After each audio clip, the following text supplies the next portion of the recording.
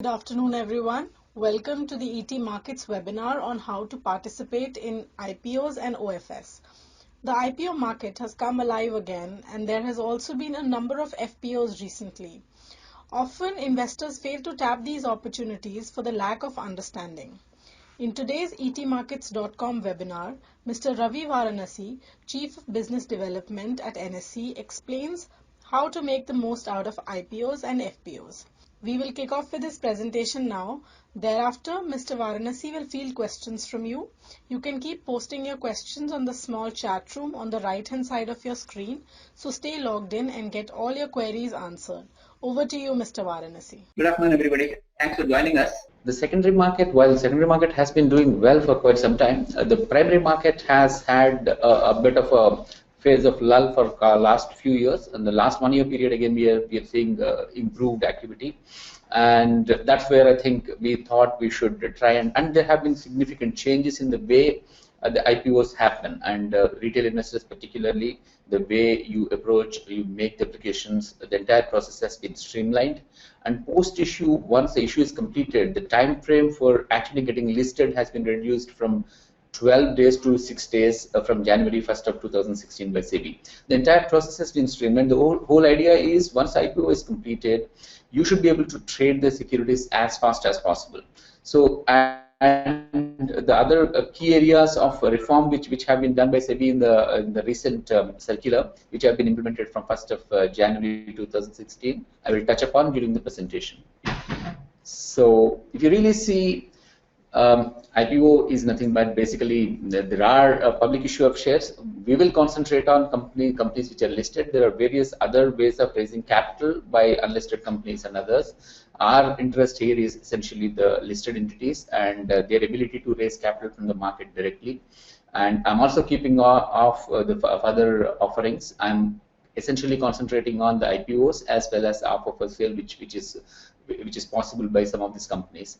So IPO, the difference between these two essentially is IPOs are where the company is raising funds for its own growth plan or business expansion or whatever the company needs the money for.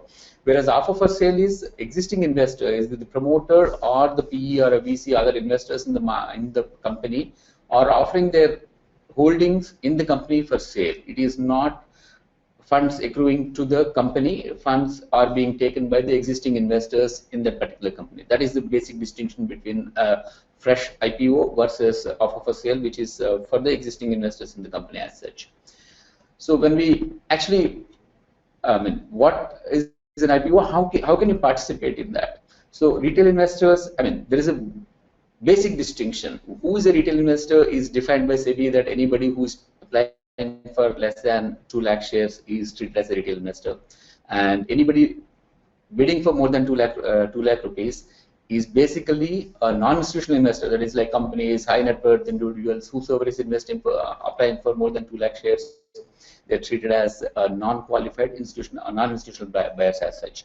And there is a category called qualified institutional buyers, who the distinctions, the companies which come under this particular category have been defined under Section 4A of the Companies Act, plus all the scheduled commercial banks, mutual funds, FPIs fall under this category. So most of the investors, the focus of this talk essentially is to the investors who fall in the category of either retail or HNI category, non-qualified institutional buyer category. So essentially, we are concentrating this talk on the area, these two sections of population. Basically, company has to prepare. If a company wants to, access the market, raise the capital, so they have to appoint a set of merchant bankers who will act as lead merchant bankers for a particular issue. They'll have to prepare a detailed red herring prospectus, which has to be filed with the SEBI as well as with the exchange. And SEBI gives its own set of observations, and exchange gives its own set of observations. And once this process is completed, the DRHP is available. The final prospectus is also made available on the exchange websites. And the merchant bankers then would reach out, and they would reach out and try and do the marketing of the issue. they will decide the price band for bidding, and they also appoint syndicate members who are basically the brokers for that issue. Normally what happens is in the secondary market operation, you would have gone to any of your brokers where you have established your account and you would have traded. But in case of IPOs, this is a little restricted. So the merchant bankers will decide who would be the brokers who would be able to, distribute this particular issue. The bidding process is restricted to only that set of brokers. So normally the issue is open for about 3 days, and bids can be entered within the price band which has been specified. In some cases, they might just specify only the floor price. The bidding is completed, final price is decided. Two successful bidders who have kind of bid, based on the entire bidding process. Basically, people who have bid at the price at which the cutoff has been decided, all the bids which were entered at the cutoff or above the cutoff are given the allocation, and the rest of the investors will get the refund. So earlier, what used to happen is, when you make an application, you used to actually send give a check or transfer funds as such. The process has been changed of late. There is something called an application backed by, basically it is ASBA is the methodology with which now the accounts are, the entire IPO process is working. In case of ASBA, the funds won't leave your account. The funds will remain in your account, but the application, the funds are blocked based on the quantity you have applied for a particular issue, and and application is made on that basis. When if you get the allotment after the entire process is completed, then your funds will be transferred to the issuer, through the process. Whereas in case you don't get allotment, the lien which has been marked, the blocking which has been done by the bank would be lifted. So effectively, the funds are continuing to remain in your account. Funds won't leave your account, and if you get an allotment, the funds will be moved after you get an allotment. If you don't get an allotment, the funds won't even leave your account. So there's no question of refund or refund orders. Earlier, money used to move out of your account, and then a refund order or a refund credit used to be made. So all those issues have been taken off with the introduction of ASBA. Now ASBA is mandatory till 31st December 2015. It was not mandatory. From 1st of January 2016, ASBA is mandatory for all kind of investors, particularly retail as well as HNI investors.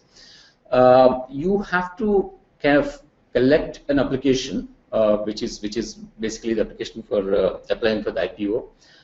From any of your brokers, if your broker is a syndicate member. Otherwise, you can actually log on to NSE website and take the application, download the application, and fill it up, and then give it to your broker. And the process will slightly vary depending on whether your broker is offering you an electronic, internet-based trading facility or otherwise. So, first talking about ASBA. It's basically, as I mentioned earlier, it is an application supported by blocked amount. The money is going to remain in your account, and the application will be made on your behalf. You have to fill up the application and hand it over. The ASBA form, e-form also is available on our website. As I mentioned earlier, you can go to our NSEindia.com website, and ASBA e-forms on that's the link, and you can actually download the bid.com application form and fill it up and hand it over to your either your broker or to the branch which is capable of accepting. The banks also can actually accept your ASBA application straight away. So that is the additional facility which SEBI has allowed in the changes which have been implemented from 1st of January 2016. So this process is fairly simple. In case you are dealing through a broker who has given you an internet-based trading facility and has control over 3-in-1 account, what is normally known as 3-in-1 account, you can just go to their website and then go to the IPO that particular tab, and then give your intention or whatever number of shares you want to choose the particular company of which the shares of which you want to apply for, and mention the quantity and the price at which you want to take those shares. And once you complete the process, the rest of the process is handled by the brokerage itself. They would complete the form on your behalf, do the necessary blocking in your bank account, and subsequently send the details to the exchange platform, and through that it will finally reach the registrar to complete the entire process. So as far as an investor is concerned, if your broker does not provide you an internet-based trading facility, you might have to fill up the physical application form, sign it, and along with the ASBA form, you hand it over to your brokerage. And if you are having an internet account and you have completed all the KYC formalities, you can possibly go to their website and complete the login formalities, and apply electronically through their website, and it will be taken care of by the brokerage subsequently. This is just a representation. I mean, our website, the ASBA e-forms screenshot has been put here. You can go there, decide the particular symbol on which. I mean, there are multiple IPOs might be happening at the same time. You'll have to choose the right IPO and download the timing, when it is open, when it's closing. All those details will be available. Pick up the right IPO to which you want to apply, and complete the form. Download the form, complete it, and hand it over to your brokerage to take care of the rest of the issues as such. Basically, IPOs allow you to get into a company at the time it is going public. As you are aware, most of the companies entrepreneur starts his business and grows it to a level, and at some stage would want further funds for growth and expansion. They might have taken VCs and PEs, and at some stage they would want to take it to the public as such. So in an IPO, you would be able to step into the company as part of initial set of investors, and it would possibly give you a look into the growth potential of the company right from the beginning. That is an advantage of getting into an IPO. And the other advantage basically is about 35% of the issue is being kept reserved for investors who are applying for less than 2 lakh rupees worth of shares. So there is a specific reservation which is being made for retail investors. You might want to take advantage of that and then get an allocation. And if you like the company, a particular company, and if you believe that there's a significant growth potential for that particular company, you might want to actually try and apply through an IPO. While the process I have been explaining, the important point is to a decision of your own decision in terms of which IPO to invest and which IPO not to invest. There are the DRHPs of all companies which are coming out with an IPO are available on exchange website as well as the SEBI website. You can go through the DRHP to see what kind of company it is. Entire details are available, including risk factors. You might want to analyze and decide whether you would like the business, the growth potential of the business, and the price at which the particular offering is being made, and based on which you will take your final decision as to whether you want to go ahead or not. You might also want to take in cases where you are not, you have some financial advisor. You might want also to take the advice of financial advisors before you decide which particular IPO you want to apply for. This is just an indication of some of the IPOs which have come in the last 1 year period. These are IPOs have come, big names have come like Indigo Airlines, Path Labs, UFO Movies. Series of large IPOs have come in the last 1 year period. Some of them are trading already at a premium, but well, that is something which you have to really look at the business potential, decide whether you like the particular business, the price at which the business is being offered in the IPO. All those decisions, analysis has to be done before you take a call to invest in the IPOs.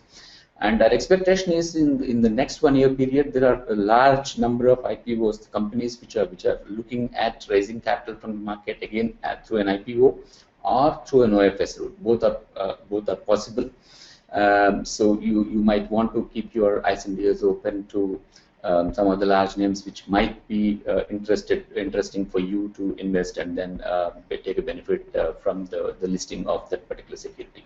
But usually, purely from an investing point of view, equities is an asset class which gives better returns on a longer term. So generally, there's a number of academic studies which have kind of consistently proven, not only in India, across various jurisdictions, that in the long period, over 8 to 10 year period, equities tend to give at least 7 percentage points higher return compared to fixed income securities. So it all depends. It's called the equity premium as such. If you want to participate in equities, it is important to be patient and long term and very, very disciplined. So as an investor, you should look for long-term investment. And if you like a business, invest in the business and stay invested in the business so that you will be able to get the maximum benefit out of that investment rather than try and look for short-term gains. Some of the do's and don'ts we try to put together here. Obviously, you'll have to take care of which business, which IPO you are looking at, the risk factors, what are the problem issues, are there any specific areas of concern in the business for which the IPO is being brought out. So you'll have to really try and clearly analyze, be sure of what is the business, what is the potential, who are the promoters, what is the background, what are the capabilities, whether the business is going to really is to your liking or not, whether it is going to give the returns which you are looking for. So some of the basic analysis needs to happen before you decide to invest in a company. Obvious don'ts, again, never go by the rumors in the market. And there's no, I mean, nobody will be able to guarantee a return in any stock market related transaction. Don't get swayed by those kind of suggestions which come saying that there's a guaranteed return or whatever. There are usually sometimes we keep on hearing that a few unscrupulous elements keep kind of promising that there's a specific allotment pre-IPO and stuff like that. Don't go by that. And initial public offering or an OFS is available to all the public. Please ensure that you are really sure of the business as well as the prospects of the business before you invest in a particular IPO. I talked about OFS again. OFS, there are two kinds of OFSs. One is the public sector OFSs. There is a series of disinvestments which are happening. You might be aware the large public sector undertakings where government holds significant stake. They are trying to bring down that stake to at least 75% immediate target from SEBI is that all publicly listed companies should have less than 75% or less of promoter holding.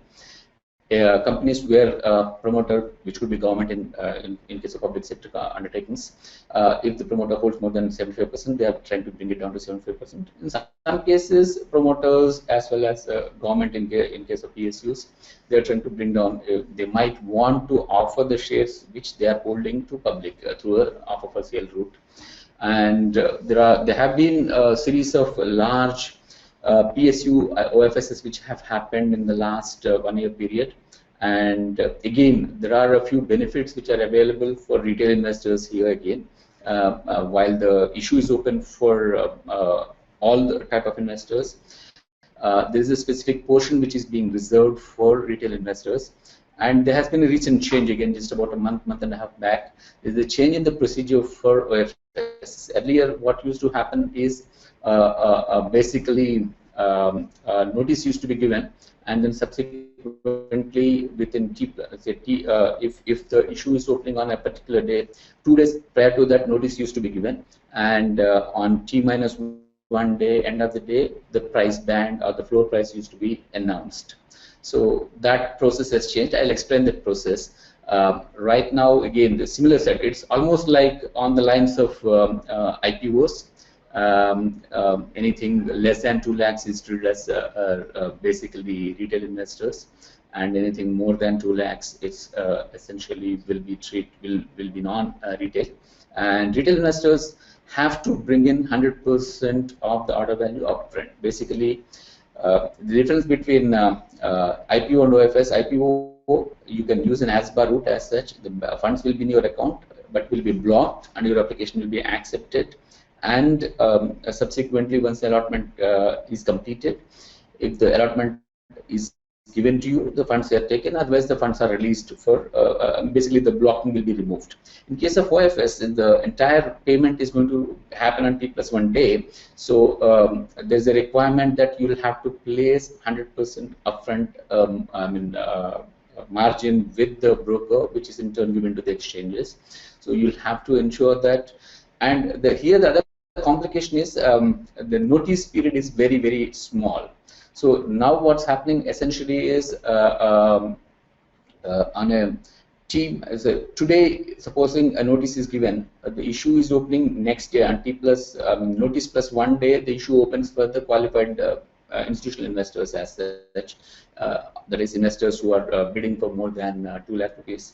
So the issue is open to them, and notice plus 2 days, that is the next day to the qualified institutional investor bidding. Retail investors bidding is starting. Earlier, everything used to happen simultaneously on a single day. That has been modified. So notice is given on 1 day. Next day, qualified institutional investors bid, and a cutoff price is arrived at based on the bidding of the qualified institutional investors. And the next day, when the bid is open for the retail investors, you can bid at cutoff or over that. You don't have a choice. Supposing the floor price has been originally announced as 100 rupees, and in the institutional bidding, the cutoff price reaches 101 rupees. For when we open the bidding for retail investors on the second day, you can bid at 101 or above. You cannot bid below 101 rupees as such. So that is the difference as far as the new OFS process which has been put in place now.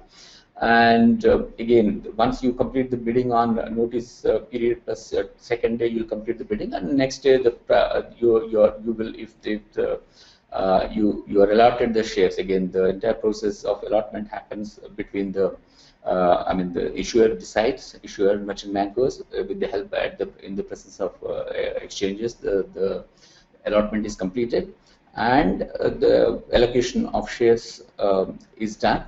And in case your bid is accepted, you will get the shares in your account, and if your bid is not accepted, your broker will refund the money back to your account. So this is the process. So it's critical, again, just to bring the difference between an IPO and OFS a little more into relief. IPO is essentially where you are making an application. You possibly, if you are using an internet brokerage, possibly you are going to brokerage's website and then making an application from there. Otherwise, you are preparing an application, signing it, and giving it. Whereas OFS, it's almost like a secondary market buy. You just go to your broker, give an order to your broker. In case of IPO, your funds should be in your bank account, and an ASBA will be the methodology. That is, amount will be blocked in your account. The funds will remain in your account, but they will be blocked for the period of the IPO until the time of allotment, and subsequently they will be released. In case of OFS, the funds have to be transferred to your broker. Broker in turn transfers the funds to the exchange, and you'll be able to actually place orders. In case of IPO, you'll get 3 days to kind of place your orders, modify your orders, or whichever way. Whereas in case of OFS, you get just 1 day. The bidding is open for retail investors on the second day of notice period, on the day on which notice is given. On that day, you'll be able to enter orders, modify your orders, whichever way. But the money has to be present through your broker with the exchange for you to place the order. So that is the basic difference between an OFS and an IPO.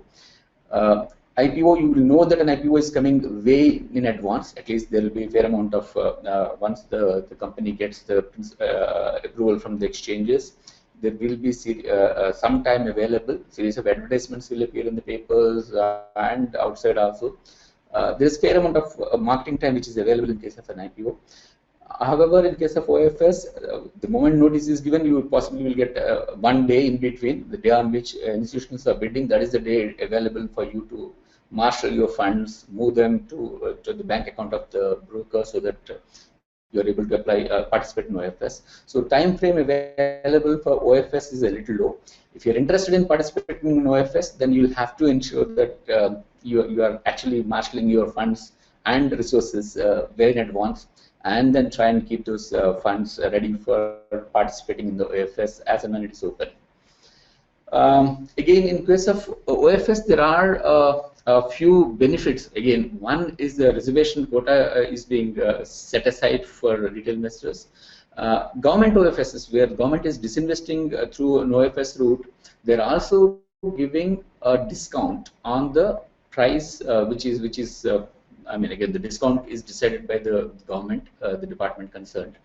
But there's a discount which is being offered for retail investors. If the cutoff price, for example, is 100 rupees for institutional investors, and basically the discount is offered on so supposing 5% discount is announced by the particular by the department of the government, then you potentially, if you bid at cutoff price of 100 rupees, you'll potentially get the shares at 95 rupees. There's a discount which is being provided.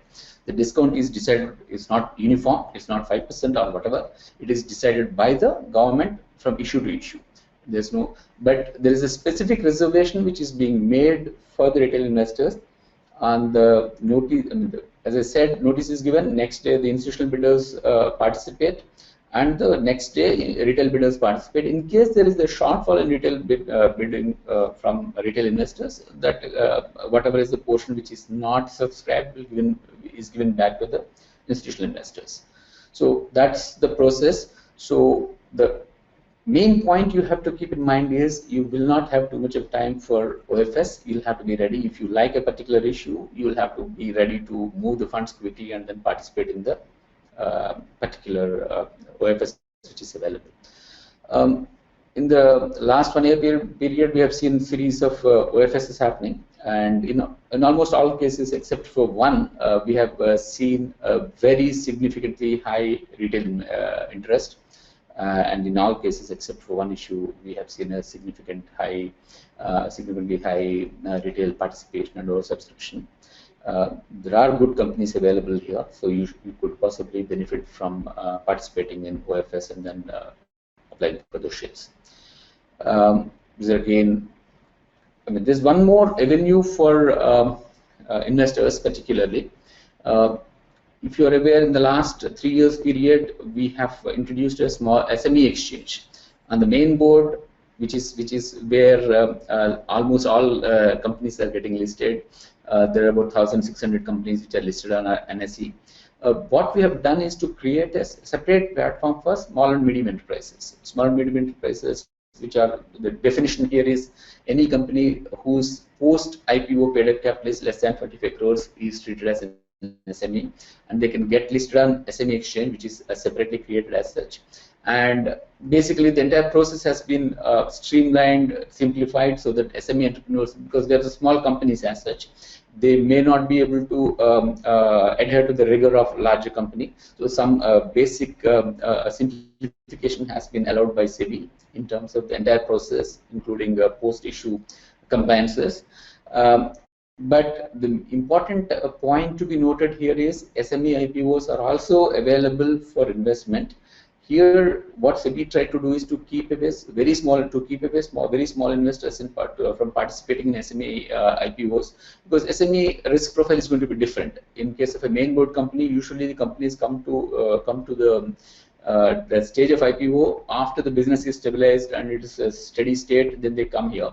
SME companies tend to be a little more in the growth phase. So the risks associated with SME companies are definitely different from the main board companies. So to that extent, just to ensure that small investors who may not realize the risk differential between small companies and large companies would not get into this, SEBI has mandated that at least a minimum application size should be 1 lakh rupees, whereas in case of main board, it could be as low as 10,000 rupees.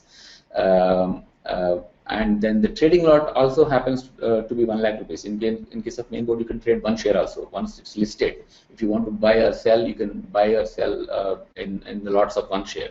Whereas in case of SME, it's the lot size is at least 1 lakh rupees. So the whole, and then post issue also their compliances, whereas main board companies give you quarterly results, quarterly financial statements, SME companies have been allowed to come out with only half yearly compliance requirements as such. The whole idea is to facilitate entrepreneurs to raise capital directly from the market. Till now, SME companies are essentially dependent only on bank funding or financial institution funding. This a separate platform has been created so that these companies can reach the public directly and raise capital with some checks and balances, because the risk profile of these companies is definitely different from the large company risk profile. That's where the changes have been brought in. But if you understand a company, if you, I mean, again, SME exchange, SME IPO detailing is done, DRHP is available on exchange website. You can read that. If you like the business of a particular SME, and you think there's growth potential in that particular SME, and if you have kind of disposable savings of more than 1 lakh rupees, you can explore investing in SME companies, because they are still at growth phase. There is a possibility that they will be able to give you better returns, but obviously there are risks associated with smaller companies. So you'll have to be completely aware of those risks before you decide to invest in SME companies. But there are opportunities there. Good quality companies are also coming on SME exchanges. You might want to kind of explore that area also.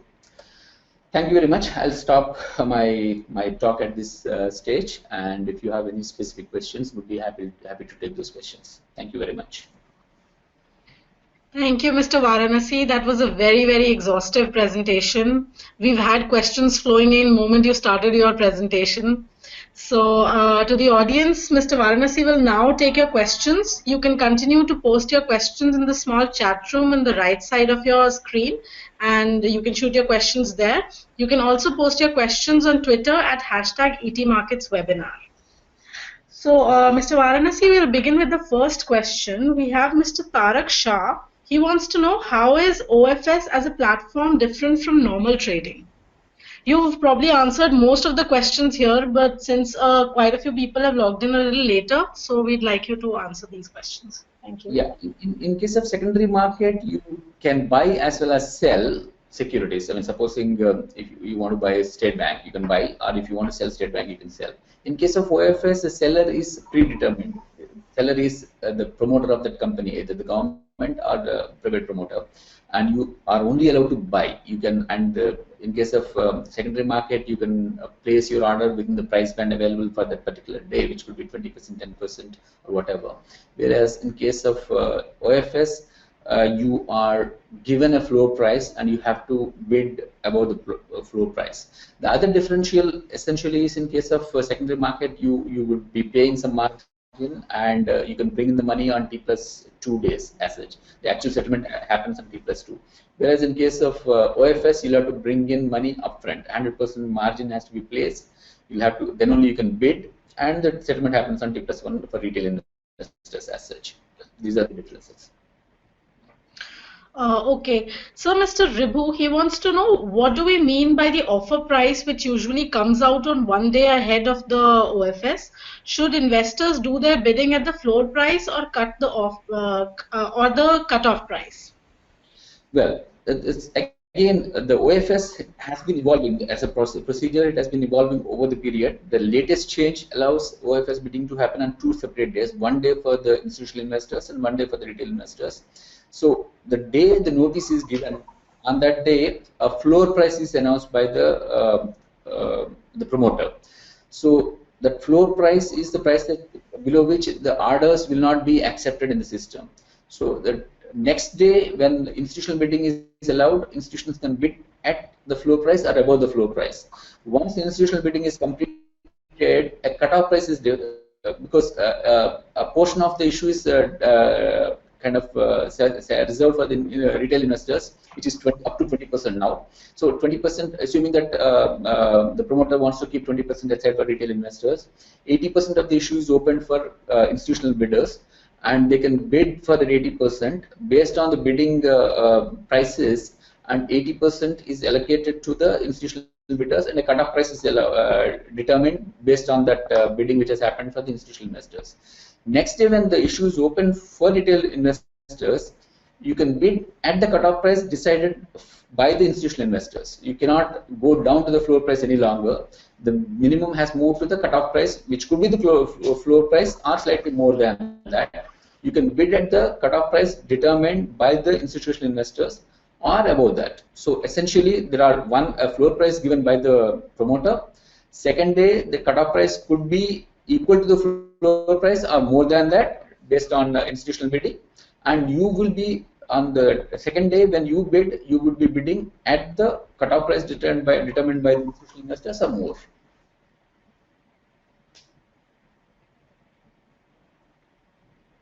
I hope that clarifies. Sir, I hope so.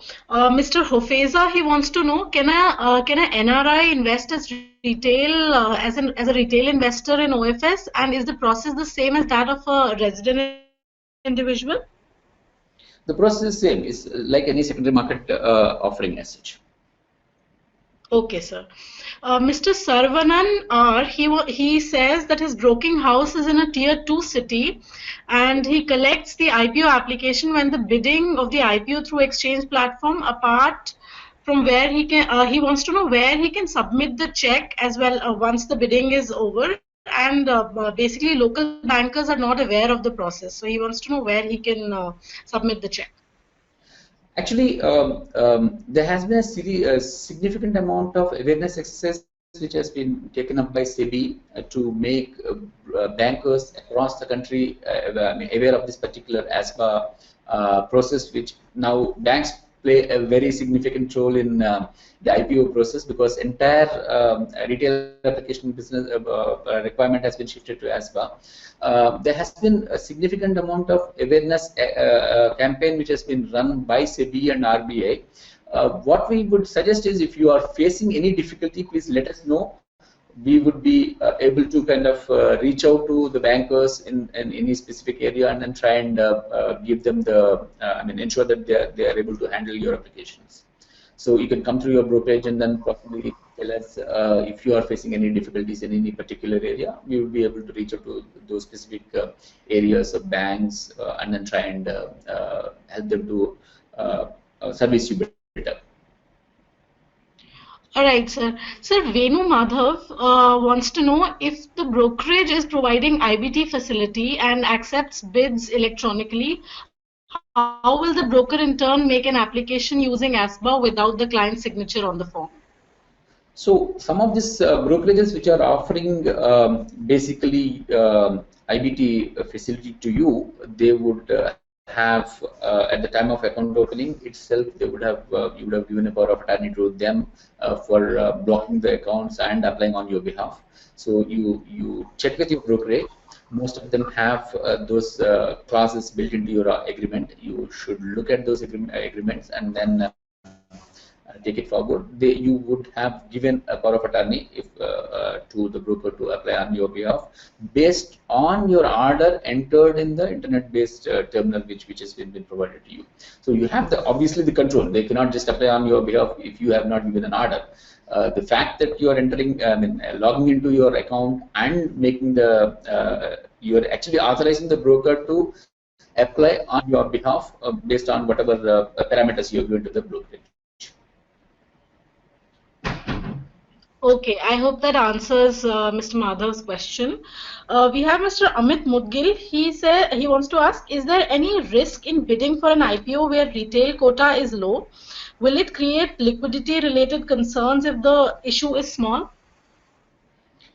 Well, normally if most of the issues, there is a significant portion, 35% has to be reserved for the retail investors.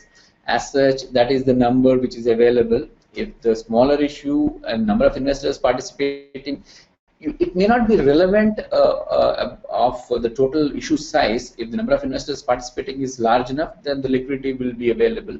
In most cases, liquidity would get generated if the company is doing good. In the secondary market also, once a company's performance is as per the expectations, liquidity keeps building in that particular company. So liquidity per se may not be an immediate concern at the time of when you're deciding on applying for an IPO. You at the time of IPO, you're looking at the company and its potential, and you are trying to get into the company so that you'll be able to participate in the growth of the company. So liquidity is a secondary consideration at that point of time. If you're a long-term investor, if the business is doing good, liquidity will automatically come. All right, I hope this answers Mr. Mudgil's question.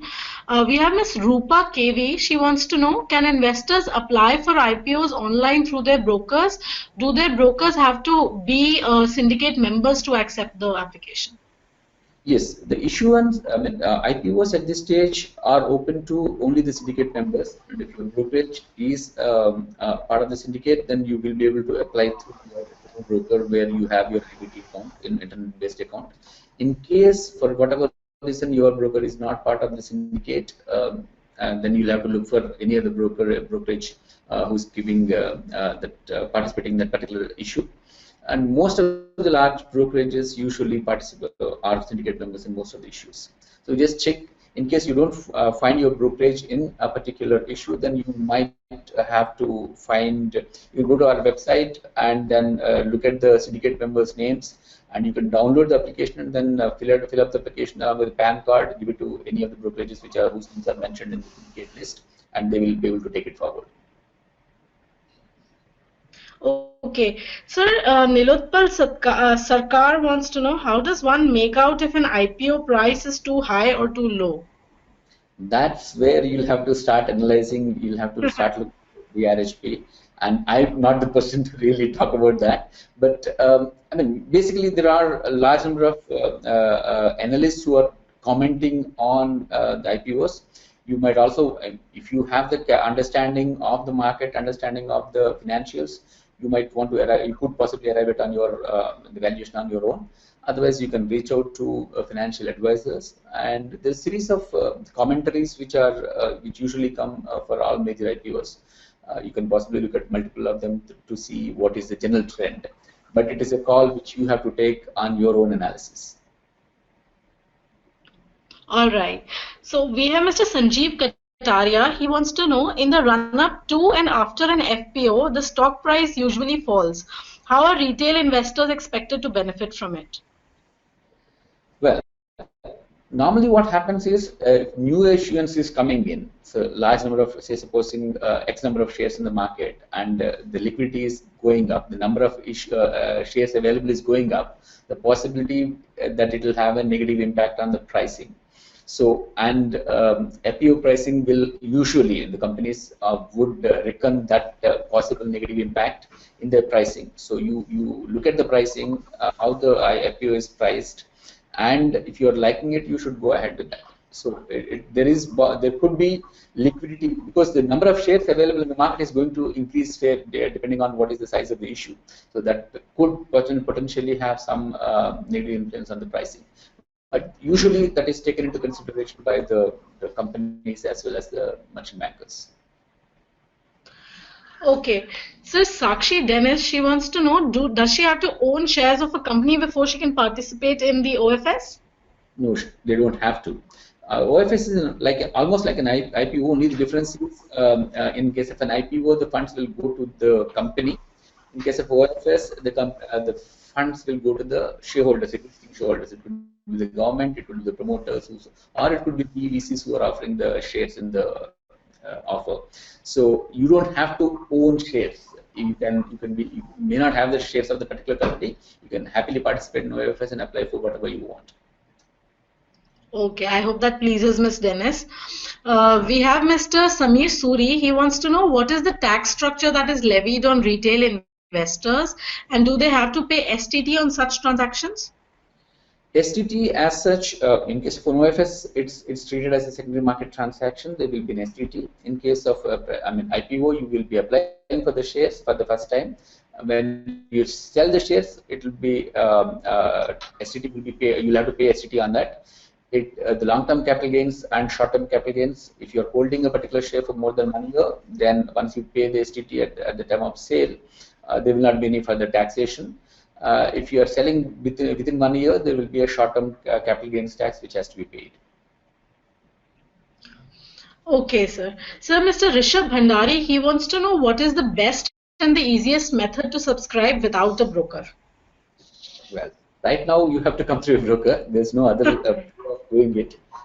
All the issuances happen through a brokerage. You need a brokerage in between for applying either for an IPO or for an OFS. There's no other methodology available at this stage. All right. So, Mr. Narayan Ghatke, he wants to know, the government has given the mandate to public sector banks to raise funds through the equity route. Do you expect a lot of FPOs from these banks in a few months? Well, that's a decision by the banks. I mean, obviously, banks are trying to recapitalize or strengthen their capitalization as per the requirements of Basel and the Reserve Bank and other areas. So I'm sure they will take calls in terms of whether how exactly they will meet those capital requirements. There could be issues around this area.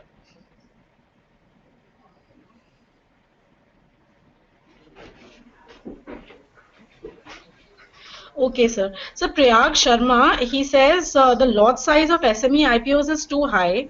Why are SME IPOs not accessible to retail investors? No, the whole philosophy of SME IPOs is mentioned. SEBI wanted, because the risk profile of SMEs is different from a well-established company, which could be coming to the main board. So SMEs, some of the SME companies are still in the growth phase. So SEBI felt that small and medium, very small investors may not understand the risk profile of those companies, risk associated with SMEs. So wanted to keep very small investors from accessing SME IPOs. That's the reason why the lot size has been kept at 1 lakh rupees. So essentially, the philosophy is to try and allow only investors who understand the risk profile and risks associated with the small and medium enterprises to come into those companies. That's the only reason why the lot size has been kept at 1 lakh rupees. All right, sir, on the topic of SMEs, we have Mr. Neil Patel. He says there's a separate platform for SMEs. Are there any risks involved when trading with SME IPOs? And how is the liquidity scenario over there? Actually, I mean, if you like the business and if you like the promoters, once you do your analysis and you decide that a particular business SME IPO is good for you, you can go ahead and apply. There is a concept of market making which has been put in place. So effectively, for 3 years from the date of listing, 3 years the merchant bankers have to provide buy-sell codes. So there is a liquidity provisioning which has been built into SME IPOs. Since number of investors are not going to be very large in SMEs, there is a possibility that liquidity could be an issue. To get over that problem, SEBI has mandated that for first 3 years of post-listing, a market maker should provide buy and sell codes throughout the day, every day. So essentially, if you want to sell, there will be a market maker, a professional market maker who has been appointed by the lead merchant banker and the company, who would be willing to buy from you. So essentially, you can sell if you want to, you can buy if you want to. There will be quotes available on buy side as well as sell side. If you like the price, you can definitely go on. The liquidity should not be too much of a problem because of this particular market making arrangement, which has been built into SME IPO, SME company platform as such. All right. So Jayant Agarwal wants to know, how are book building IPOs different from that of fixed price IPOs? Well, fixed price IPOs, as the name suggests, will be done at that particular price. The price will be announced and everything has to be at that particular price. Basically, the floor price is announced, and once quoting happens, a particular price is taken and everybody is allocated at that particular price. So essentially, say supposing a floor price is announced at 100 rupees and there are different bids, and the entire supply of shares could be met at say 101 rupees. Everybody will get at that particular price. Whereas book building, the multiple price offerings, everybody will get the shares at the price at which they have quoted. So suppose somebody has given willing to buy 102 rupees, they will get a preference over other persons. So everybody will be able to, people will be allocated the price at which they have quoted. All right, sir. Keshav Chakravarti, he says analysts suggest that we should be greedy when the market is nervous. Does the same rule apply to the IPO market as well? When markets are falling, will IPOs make a safe bet? No, you always should look at the business prospect of a company rather than what the market condition. If the business is good and if you believe in the business, that is the reason why you should get into an IPO rather than what are the market conditions. Market conditions may or may not be relevant for your decision to get into a particular IPO. What is relevant is what is the business of that particular company, who are the promoters, what are the growth potential, and at what price that particular offering is being given. You can possibly not factor in anything else other than these critical factors. All right, we have a lot of questions flowing in through the presentation, through the Q&A, but we have just time for two questions. I'll go shoot with Ms. Pragati Sinha's question. She wants to know, in the new format, FPOs come in as big surprises. There is no time to make up your mind. Don't you think the format has become unfriendly for retail investors like us? Actually, this is she talking about OFS? Because FPOs. IPOs and FPOs will come with a reasonable amount of time, I mean, advance notice. Only OFSs come with very little notice as such. That's the difference. But FPO, there is a significant time available for you to decide whether you want to apply or not. OFS obviously will come with fairly tight schedule, but that is how the product is designed, and it is working fine. In fact, as I mentioned in the presentation, almost all OFSs which have come of late have seen very good participation from the retail. And now with the change which has been implemented about a month back, essentially retail are getting one more day to decide and an indication from the institutional bidding as to the price at which they could possibly bid. So in a way, the process has been tweaked to take into consideration difficulties which retail investors are facing. Now they get a day extra compared to institutional bidders, and also an indication from the institutional bidding which has already happened. The price has already been established. You know, institutional bidders are actually willing to take that particular share at a particular price. So based on which you can take a call whether you want to go ahead or not. So you are actually, the process has been tweaked to make it more friendly towards retail investors. All right, I hope this answers Ms. Sinha's question. Today's last question is from Mr. Kamal Kishore. He wants to know, he says IPOs used to create big wealth for small investors at one point in time. Those days are over now. Do you think such a situation will come back again? IPOs even today can create wealth. It's a question of how long you are going to be with that. There were days earlier when possibly the day one listing gains were being looked at. That's completely transitory. That is not the way to approach investing. Investing should always be disciplined and long term. And if you believe in a business and if you believe in the growth of that particular business, IPOs still give you the wealth creation upside. You should believe in the company. You should know the business properly. If you then you should apply for those IPOs and stay invested. That is where the way to wealth creation, not short-term pops. On that pleasant note, I would like to wrap up the webinar today.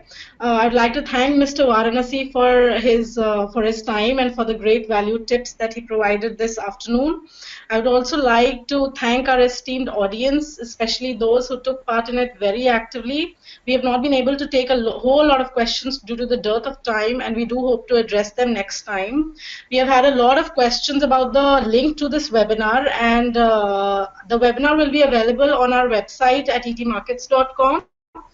And you can also follow us on Twitter and Facebook. You'll get all the tips and the presentation over there.